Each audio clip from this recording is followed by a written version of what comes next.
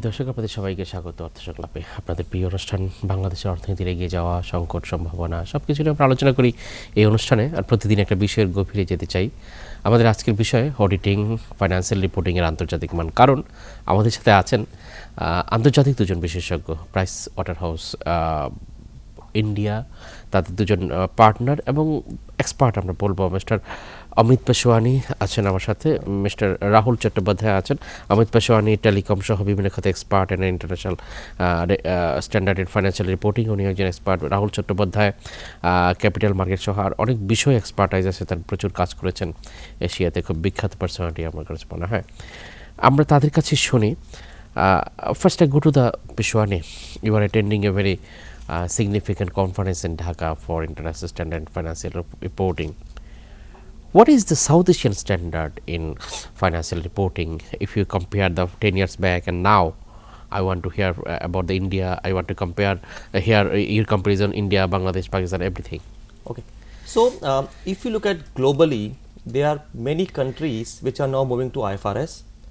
Currently, there are around 120 nations which have already adopted or converged to IFRS, and Bangladesh is one of such nations which have already adopted or converged IFRS. And if you look at the other countries in Southeast Asia, there are some countries who similar to Bangladesh have also converged with IFRS, and more specific on the India. So India has also now converged to IFRS last year.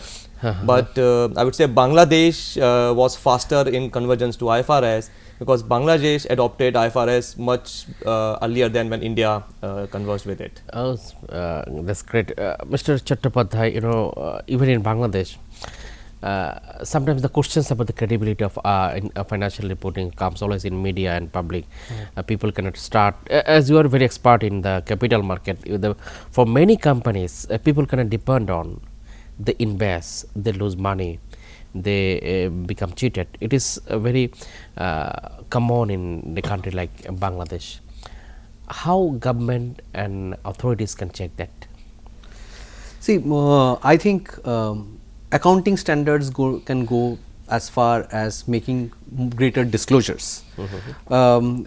As far as regulators are concerned, which I would say the government and all, needs to ensure through mechanisms of review, questions, compliances, ensure that the accounting standards are followed properly and people are making the right disclosures so that potential investors or existing investors are not, they don't lose the value of their investments, right? So the best way to do it is, so for the regulators to ensure that all the regulations that are brought in, that are enacted and enforced properly, and so that there is accountability in the system and people are able to adhere to the accounting standards, reporting standards, regulatory standards to make sure that disclosures are much better and upfront, so that investors are fully aware of what they are getting into before they make an investment. But one thing I should know again from you, in capital market in Bangladesh, rumors are stronger than facts. Right. Always people invest and people chase and run before the rumors. This is a financial fact also. Right. How authorities will check that? See, I mean, it's not only Bangladesh where rumors. I think it is a global phenomena that many companies globally get listed on rumors or on perceptions that are built, and then there is a value to it. But having said that, there will obviously the market will play its own reactions and perceptions and create companies. What is important is that in order to keep that under check, the best way to do, I would think, is make enforcement properly. If you have things enforced properly, then the likelihood of people misleading or misreporting is much lesser. If you see the Western world, I mean, if you see in the US or in the UK, the SEC is a very strong regulator. So they have a very strong enforcement to ensure that financial reporting is in the right spirit. And thereafter they keep a check on the capital markets. Similarly, as long as we can enforce, I would think enforcement does away with lot of ill of the misreporting of financial, and we will get to see a better state of financial statements, and I don't think investors will lose their money. But having said that, there will always be some people, there will always be some outliers which will happen, but I think enforcement is very critical. Mr. Peshwani, I think the information is much stronger than 10 years back now. Social media also media now for open platform for the people. Sometimes how can regulators check and follow the media and social media as that no misinterpretation or misinformation are there to exploit people? How can people act here, government people act, how? Okay, so I think to achieve that, the first step is that you follow the global common accounting language, and which is IFRS, because IFRS is one such language which has pretty standard rules and regulations. Now, if these rules and regulations are adopted by the companies in any country, that gives enough opportunity to the regulator to have a effective monitoring mechanism in the country. And it will also help the regulator to keep a check not only on the broad principles which are followed by the organizations or corporates, but also they may also monitor the accounting practices which are under those broad principles, to have a check on those practices, and which will definitely help them to make sure the level of governance in the country is good.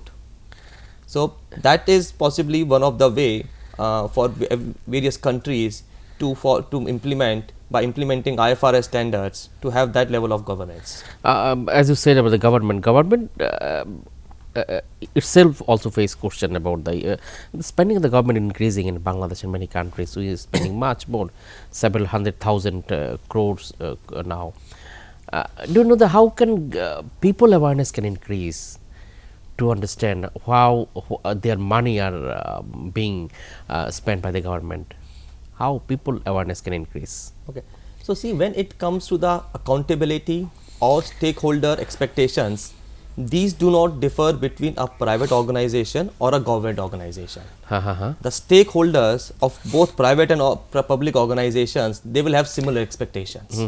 So that would mean, irrespective of the ownership structure of any organization, that organization needs to make sure they follow the best possible accounting practices and principles, and lays good corporate governance practices to make sure that they have the accountability for the organization. Oh, fantastic, Mr. Chattopadhay, Mr. Peshwani. We'll come back to you after a little break. প্রিয় দর্শক, আমরা দুজন বিশিষ্ট জনের সাথে কথা বলছি, south Asian expert এবং telecom, capital market, price water house Cooper in India, সেখানে কাজ করছেন তারা। তাদের কাছে অনেক কিছু শোনার আছে সাউথ এশিয়ান পার্সপেক্টিভে। একটি বিরতি পর ফিরছি।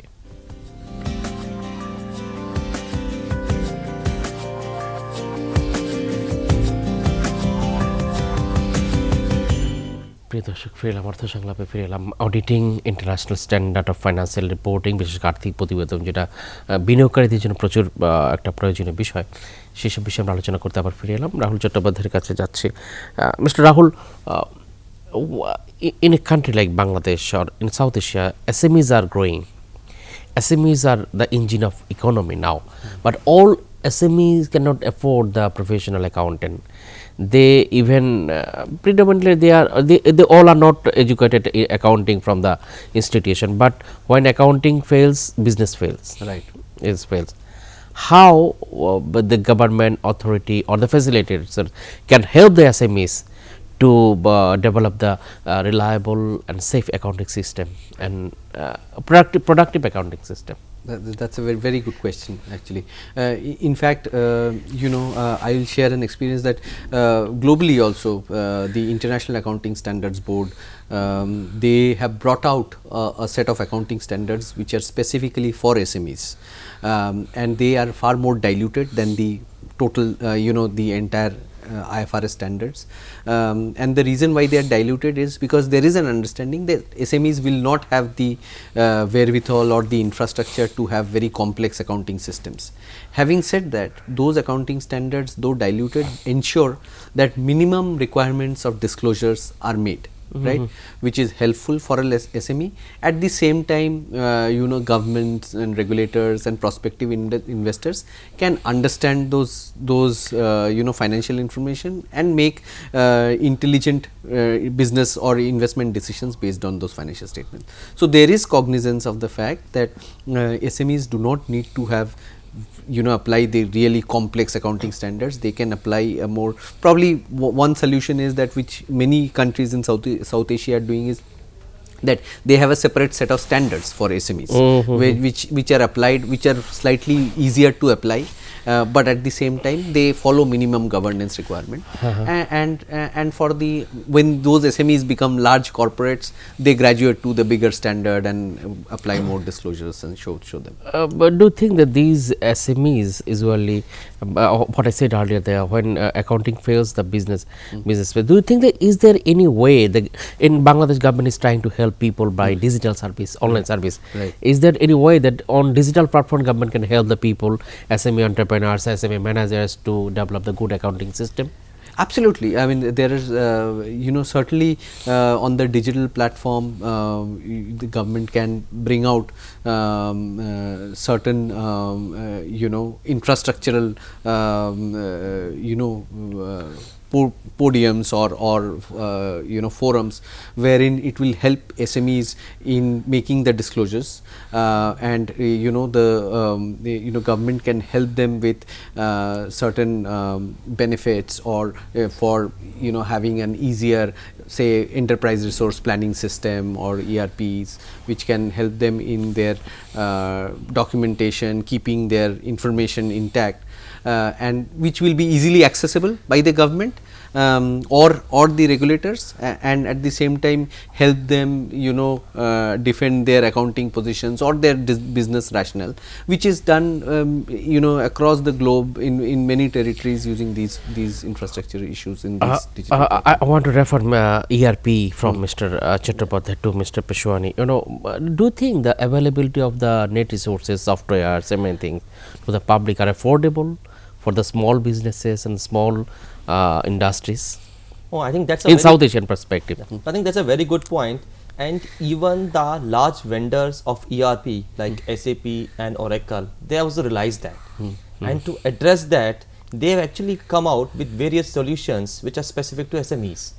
So that would mean that SMEs can buy these solutions from these enterprise resource planning vendors, and which can be more customized to their business, and they support the level of their operations. So which would mean they will get the technology to do their accounting, and at the same time they will not need to spend that significant amount to obtain that technology.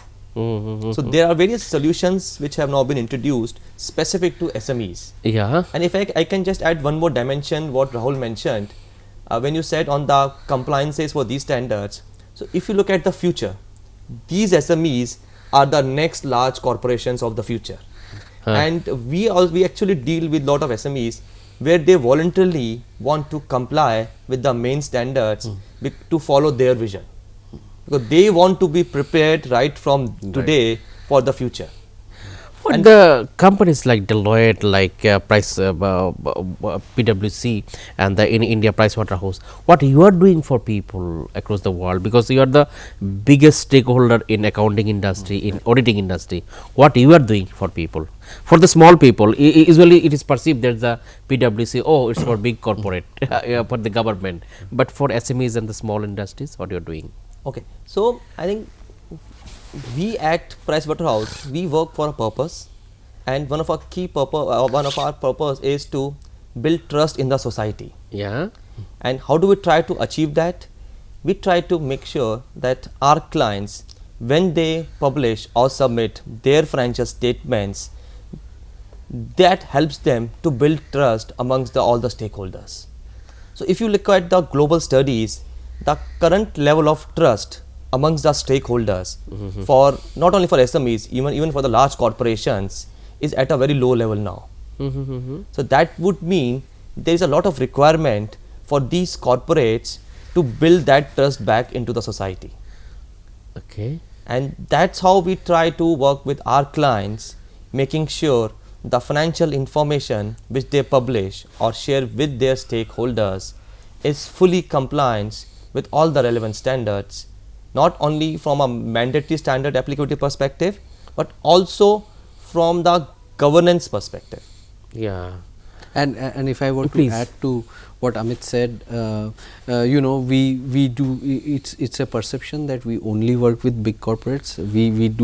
We have within our organization, we have a private and entrepreneurial business team who only works with you know, startups, small enterprises, help them through the journey, whether be it you know, in the advisory side, in the tax side, in the structuring side. So we follow them through the entire journey from an SME to as Amit said, a large corporate, and our role has always been facilitating in terms of you know, providing alternative technology solutions to them in terms of their financial reporting, bookkeeping, or their business solutions, you know, or using intelligent data to make good business decisions.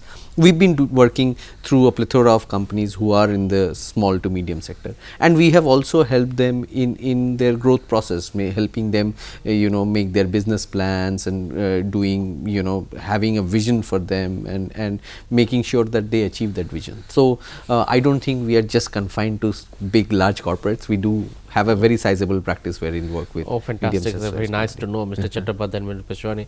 I'll come back to you again after another break. প্রিয় দর্শক, আমরা আবার ফিরবো পেশওয়ানি এবং রাহুল চট্টোপাধ্যায়ের কাছে আরেকটি বিরতির পর।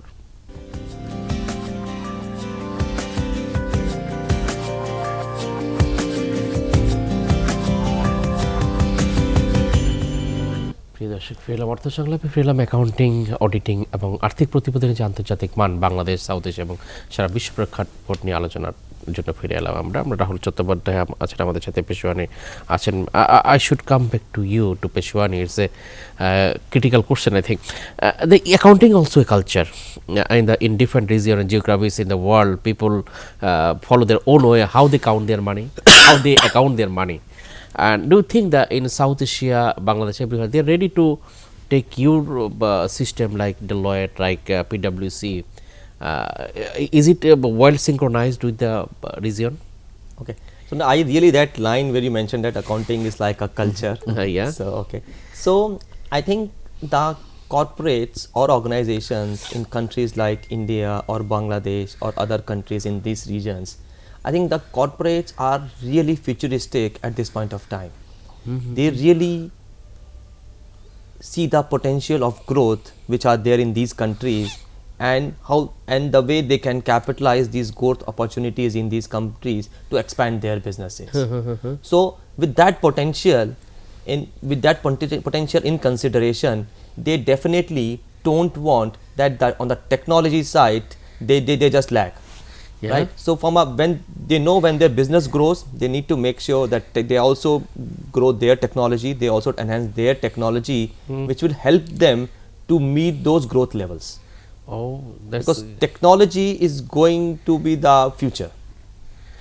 okay, fantastic. We are going to the end of the show. Now we have to hear from about the future of South Asia and future of Bangladesh. As you study business of this country, business of this region, Mr. Chattopadhay, what is your view? Where Bangladesh is now?